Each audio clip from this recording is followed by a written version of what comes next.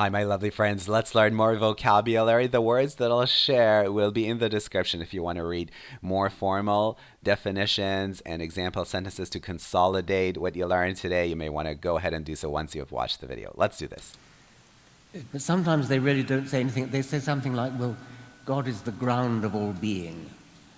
Right. Or God is the essence of isness, or something. Well, I have a soft spot for that kind of. Yes. I mean, I don't like the God, the theistic version of it, but and this is perhaps the only argument I can adduce in favor of so-called sophisticated theology, which is. Okay, let's talk about the verb aduce. Aduce means to give facts or reasons to show that something is true.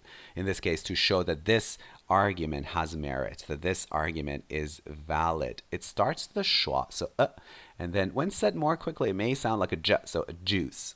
Don't confuse it with another verb in English, which is traduce. That's also a fantastic verb, but that one means to deliberately lie, to intentionally lie. So we have aduce, give facts or reasons to show that something is true, and traduce, to lie. There's an experience that people have, Christian contemplatives say, or really contemplatives in any tradition.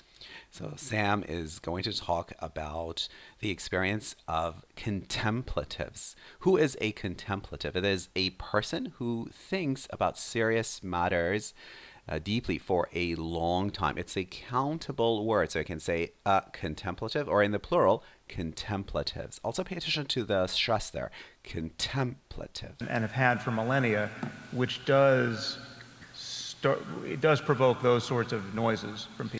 It does provoke those sorts of noises. So those people will also report similar ideas, ideas along the same lines of the ones that Richard has just shared. I mean, the problem is you get far enough into any of these contemplative traditions and everyone begins to sound like a Buddhist, and then if you're in the 14th century in Christendom, the Inquisition shows up at your door. Okay, let's talk about the word Christendom. Christendom. Don't pronounce the T there. Christendom refers to the Christians in all countries around the world, or the kingdom of Christianity. To Meister Eckhart, who happily died of natural causes just in time. But there's an experience that people have of losing their sense of self, say, and feeling at one with the universe or the world, or having some kind of ethical, just a full ethical reboot of their hard drive where they feel love that they didn't know was possible, right? A kind of self-transcending love. Yeah, I'd enjoy that kind of self-transcending love. Self-transcending, going beyond the self, surpassing the self, giving you a taste of what it's like not to be so identified with that limited sense of self. Transcend is to go beyond or surpass. that, I think. Yeah, well, yeah. So I'm not sure I would. We can help. And I'm not sure that it's a good. What is it that's a good thing about losing one's sense of self? That's a big question. Well, when you look at just the mechanics of your own suffering, when you look at just what self-concern gets you psychologically, you can begin to feel that most of your suffering is not directly tied to bad things happening. It's tied to this whole just machinery of self-concern. The anxiety about the future and regret about the past and worries about what people said of you or think of you or will think of you, and there's so much of our neurosis is. Okay, so let's talk about the word neurosis. Neurosis is technically a mental illness that is characterized by too much worrying. Now, he's not using the word in that sense. He just is talking about unnecessary anguish, unnecessary worrying, but not like a pathological problem that is diagnosed by a psychologist.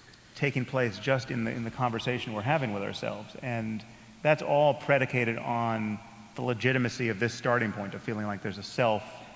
Predicated on, based on, rooted in. So all of that worrying, all of that mental anguish is based on or rooted in the legitimacy, taking this sense of self very seriously, or believing that there is a real thing called the self. Riding around in the head who is carried through from one moment to the next in life. That you are the same person you were yesterday. So the thing that embarrassed you yesterday that you're now remembering and now feels terrible, that it's the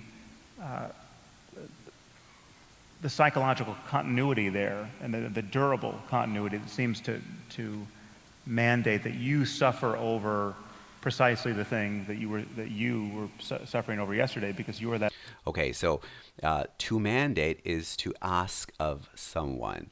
For example, during COVID, we were asked to wear face masks, right? So it was mandated, it was ordered or asked of us or requested of us.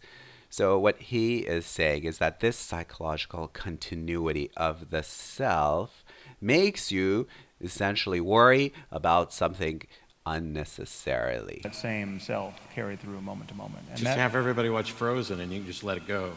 Right, well, yes. Because I think the sense of self is actually something that's incredibly valuable. That, we have a preservation motivation. We have a desire to understand the world that we inhabit. That is, it may even be the case, as I've argued and others have, that there's no such thing as altruism in a true sense, but that you could have altruism. So he says there is no such thing as altruism in a true sense. Altruism is when you care deeply about other people, even though apparently there is no advantage for you. So for instance, if someone were in danger and you ran to their rescue and you managed to actually save them, that could be an act of altruism, right? There is no apparent advantage for you, but you've done something incredibly valuable for someone else. Anyways, this is a fascinating discussion. I hope you've learned at least one or two words with my video lesson. Catch you in